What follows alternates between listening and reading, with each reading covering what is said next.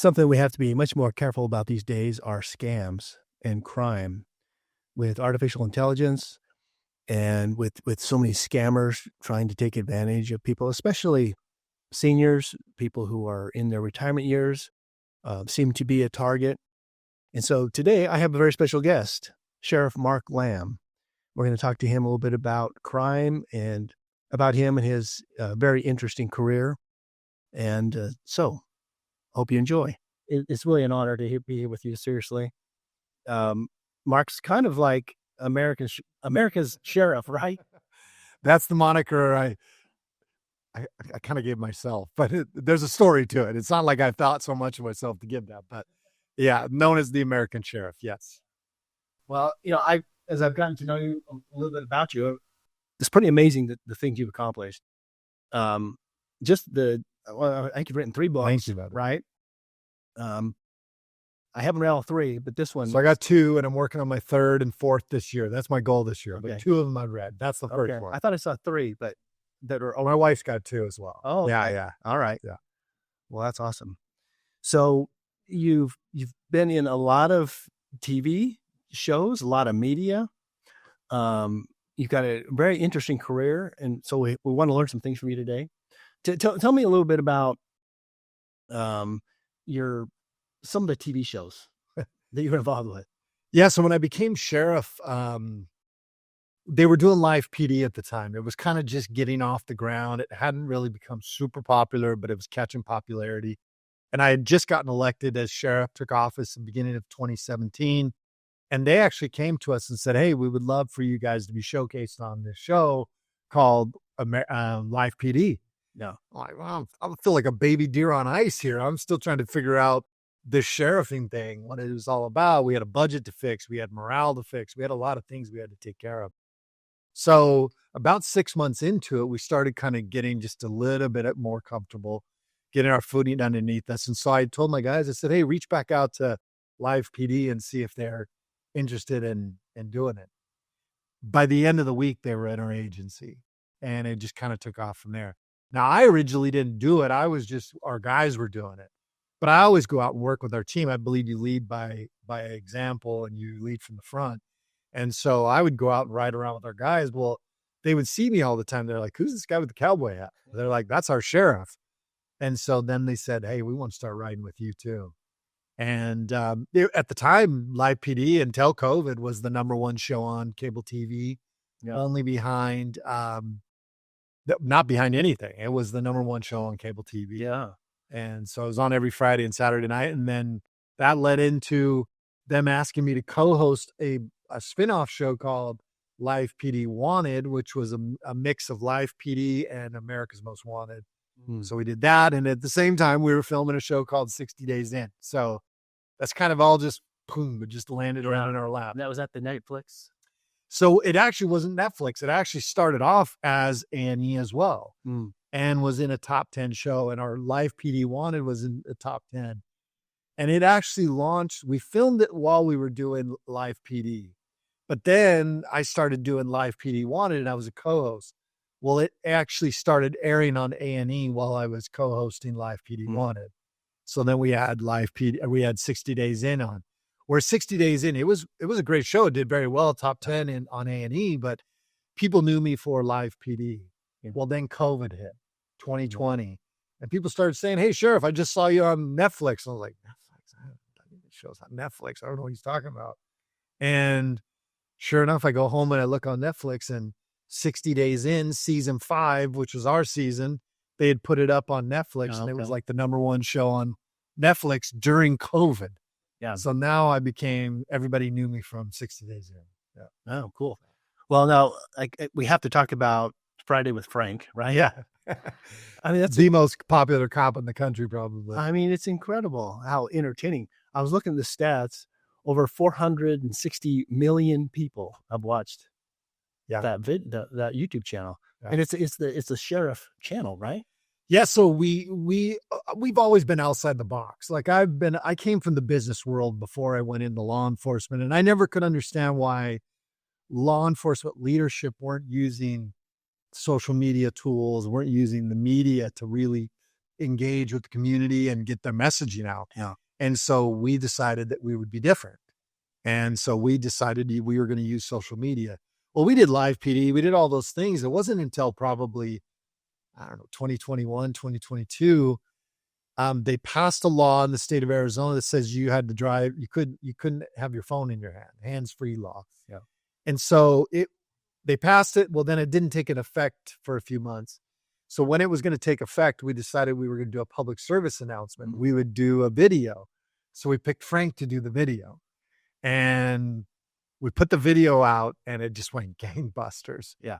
And so we already had the YouTube, we already put a lot of our stuff up on there, but it just goes gangbusters. Yeah. So we thought, well, we should do more public servants announcements or traffic things, and we'll have Frank do it. And we'll call it Fridays with Frank. And boom, it just blew up from there. Yes. And now I think we actually got it to the point where we got the county to sign off on us monetizing it, which people out there might be like, I don't think law enforcement should be monetizing, this, which I would agree with, but we're putting the videos out no matter what. And what was happening is there was a lot of people out there that were making money off of the sheriff's office. Yeah. And we couldn't control it. And the only way to control it was for us to monetize it. And what we did is the way we were able to get the community to engage, to understand what we were doing is all that money goes towards programs, our youth programs, our shop at the sheriff around Christmas time, our jail programs. And so we do monetize the Facebook, the YouTube. Yeah. It's been probably maybe a year or more. And that's what we use it for. Yeah. I know it's going strong, right? Yeah. We have the biggest following on YouTube for any law enforcement agency in the country. And on Facebook, we're number 2 only behind the FBI, which we know they have an inside source anyway now, right? But we're the number 2 agency in the country for law enforcement for followers on Facebook. Yeah. It's really, really cool. So, our audience here, they're usually coming to this channel for financial information, right? This is a financial educational channel. Yeah. But and most of our listeners or viewers, they're, getting close to retirement or they're in retirement. So it's the, our seniors. And one of the things that is always a concern or troubling is crime associated with targeting our seniors. And there's so many scams out there. What have you seen in your experience? And would you say? Well, what haven't we seen? I mean, look, there's all sorts of scams. I think the biggest, most current scams is they will call you and tell you that you have a warrant. And they do a lot of homework. They'll actually find detective names or deputy names. Yeah. I've had them use Sheriff Lamb before. Hey, this is Sheriff Lamb. And that they're very convincing. They'll call you and tell you that you have to pay this warrant or else you're going to go to jail, but you can't hang up. And a lot of the people get snookered into this. It used to be, the African prince wanted you to send him a ton of money and because he was going to inherit a bunch of money. And believe it or not, a lot of people fell for that.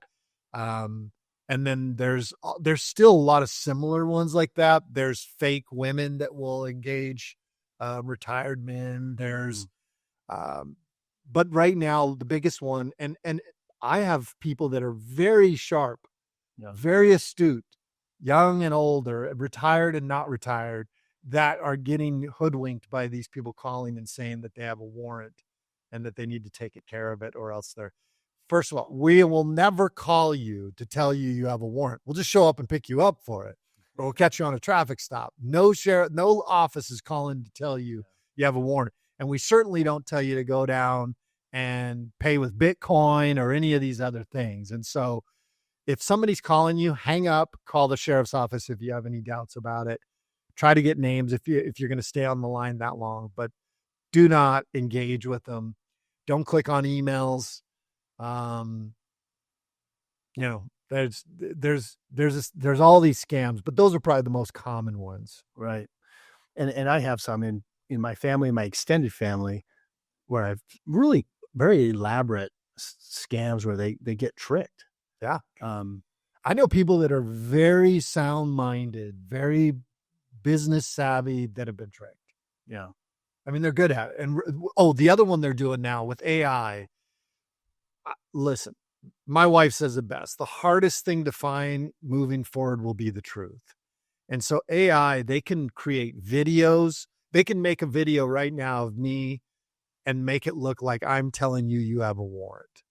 They can take my voice and make it. They can take your family's voice, this is another big scam, is they will call you and they'll say, we have your granddaughter. And if you don't pay, we're going to kill her or something. That is a big one too. Yeah. And people are falling because they immediately go into panic mode. Right. And they're not thinking clearly, and they're hearing the voice because they'll clone the voice. Yes. So AI is really gotten to a point. Hang up, make the phone call. They're not, should they have kidnapped one of your loved ones? That's their leverage.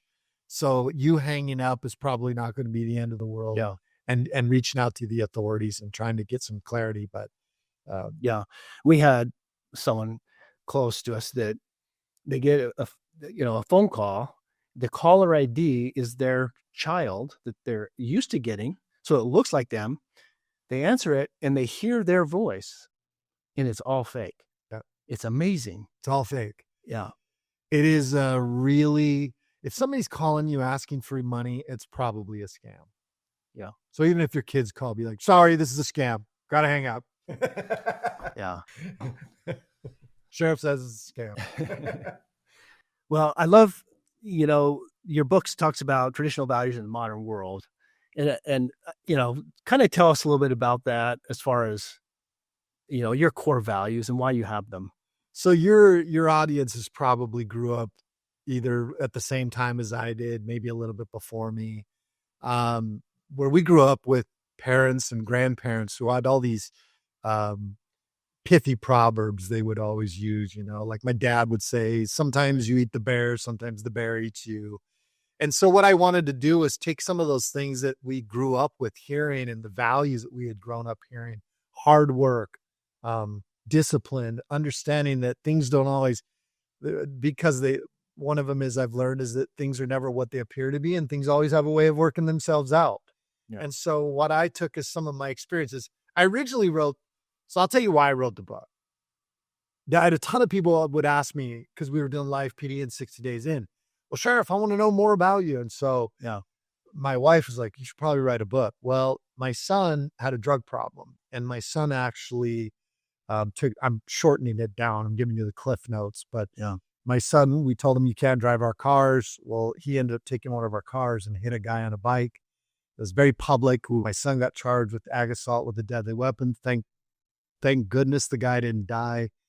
But we were run through the public ringer. And then also I had to pay the guy, even though it was my son who hit him and it wasn't our car. It was our car registered to us. We became the liable party. We didn't have an umbrella policy. And so it was good. The guy deserved every penny and more of what we were going to give him, but that fell on me. My son wasn't going to pay anything. Yeah. And then also my son got charged. And so we had to pay, tens of thousands of dollars in legal fees just to be able to keep my son, to try to get him some good legal protection. We wanted, he was going to face the music no matter what. That wasn't the design. Yeah. We didn't also want the heaviest hand of law to hit him either. Right. So we had no way of paying for that. So we wrote books. I wrote American Sheriff, Traditional Values in Modern World. My wife wrote The Sheriff's Wife, Holding It All Together Behind the Scenes of Politics. And we literally went and sold those books every weekend at gun shows. This book got me into the speaking circuit. And so then we started selling books when we would go speak. I remember there was many days where my son was still on his wrong path. And I would be like, I'm out here selling books every weekend. I had to write this book. I have to sell this book just to pay your legal fees. And the least you could do is change your life. Yeah. So that was the birth of that book. And so we decided to kind of make it about my life, but at the same time, try to incorporate it with some values that I think are lost in this country, or at least that we're losing, that we would do well by ourselves to bring back and to restore. And I think that's the design of the book. So you can get it at sherifflamb.com or sheriffswife.com. Yeah, thank you. Yeah. The you're known as or thought of as a very patriotic person, right? An American. Where does that patriotism come from? My parents were very patriotic. I'm a descendant of 8 of the occupants of the Mayflower. Majority of any portion of my family came into this country probably no later than the late 1700s, early 1800s. Yeah, Pioneers in the West, pioneers in Arizona. We just have a deep love of this country. For one, I love God, yeah, and I think there is no better country in the world to exercise your belief in God. I love family. I don't think there's any country in the world that allows you to change your family's trajectory than America, which is why so many people still try to come here. yeah, Most do it illegally. I don't think there's any country in the world that protects freedom, even though I think we're losing a lot of that because of politics. We're losing a lot of those freedoms, but this country is still the freest country in the world. yeah, And I think freedom is the godliest principle. I think it's why we're here on this earth. I think it's, you know, I think it was the antithesis of the war in heaven, and it is climaxing here on earth. And I think it is worth fighting for. And so I love freedom. I think it's what allows us to be the people we're designed to be and created to be. And I love the Constitution. I think it's a divine document, has God's stamp of approval. And anybody out there listening who's retired, you're retired because this country allowed for it to set up a process or a system that allowed you to make money and be able to retire on that money and not work, like many people do until the day they die. And so I love those things. My family instilled it. I grew up in Hawaii, then the Philippines. So we got a view of what it looked like where you didn't have that, yeah, as opposed to places where you do. yeah. And so I fought really hard for it. I was doing a podcast several years ago, and it was with Oliver North. Most of your audience will know who Oliver North is, and Colonel Oliver North. And he asked me a question at the very end of the podcast. He said, "How do you want your grandchildren to remember you?" And I said, "I want my grandchildren to remember me as a patriot who fought valiantly for the God, family, freedom, and the Constitution." Yeah. And I kind of came full circle. About a year ago, I was running for the U.S. Senate, Right. and my grandson was out with one of my daughter's friends with his little friend, and they were driving, and my grandson sees this American flag, and he says, "Oh, look, an American flag." And then he pauses for a second, and he says, "That's my papa's flag." So when you hear those kind of stories, you realize, okay, I've instilled that love of freedom into my family. And I hope that people see my love of freedom and my willingness to fight for them, for that freedom, for God, for family, and for the Constitution. Yeah. So That's awesome. that's what patriotism. Yeah. My dad was actually a World War II vet, very patriotic. He certainly instilled that in me. He was so, with the flag in his yard and making sure everything is just perfect with the flag. And he had so much respect for the country and for the freedoms. And so I'll tell you, as many problems as we have in our country, and there's a lot, right? If you if you go somewhere, there's nothing that makes you appreciate the United States more than having lived away for a period of time. Right. And I know you lived in multiple places. I spent I've lived out of the country as well. And there's something about it. There's just something different. And it's really an amazing country. With all of its challenges, it's still just such a great country. Yeah. It's overcome most of its challenges. We're the problem. The country is not the problem. Yeah. The Constitution is not the problem. The people who want to change it one way or the other are the problem. And I'm concerned because I think we're at a place in this country, much like we were before the Civil War. And Abraham Lincoln, he talked a lot about it. And he said, look, it wasn't really even about differentiating opinions at the time. It was a moral struggle between what was right and wrong. And I think many instances, not to get into politics, nor will I, because I don't want everybody to tune out as soon as, but we're not in agreement on a lot of different things. And a lot of these things I think are very moral issues more than they are political differentiating opinions. But Abraham Lincoln said, he said, I do not believe that the Union will be dissolved. I do not think it will fail. However, it cannot continue divided. Either it will go one way or it will go the other way. And so I get a little concerned because I just don't like where we're at as a country. Yeah. And even in politics, and I've always tried to be strong on what I believe. I'm a strong conservative. I have values that I try to stand by, but I never I never try to push that off on anybody else. Yeah. I'm there to protect whatever, other people and what they want to, what they choose to believe in. And I think that's what America's about. Yeah, absolutely. Right. Well, tell us what's next for you in your life. What are your plans? Well, you don't make any money in law enforcement for the most part, especially as sheriff. I don't think most people realize all 15 sheriffs in the state of Arizona made the same amount, $100,000. Okay. So you're running, I had 600 employees. You're running large corporations with huge budgets. Yeah. My budget was over $60 million. And you're making $100,000. Your take home is $5,500 a month. The retirement stinks for elected officials. For deputies, it's not much better. They keep changing it. Yeah. And so when I ran for Senate, I knew that there was an opportunity that I might lose. I couldn't run for both, so I had to retire as sheriff. And so now I'm in the private sector. Yeah. But I'm staying very involved in law enforcement issues. I'm working with FAIR, the Federation for American Immigration Reform. You can check them out at fairus.org. It's a great organization that deals with really pushing for good immigration control and securing our border. And so I'm a law enforcement advisor for them. I am a consultant advisor for a few different law enforcement companies, been working with mental health and substance abuse. Mm-hmm. I have a company that I'm really excited about that we used when I was a sheriff, and we had most of our people go through it. And it was probably the most healing thing for me was something called Vitania, which gives the ability, it does something with your eyes and everything, and your ability to process trauma and not let it bother you anymore.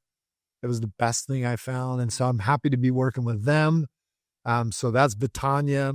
I'm also building a few companies out with my kids. Oh, yeah. And one of them is financially, trying to help law enforcement and veterans.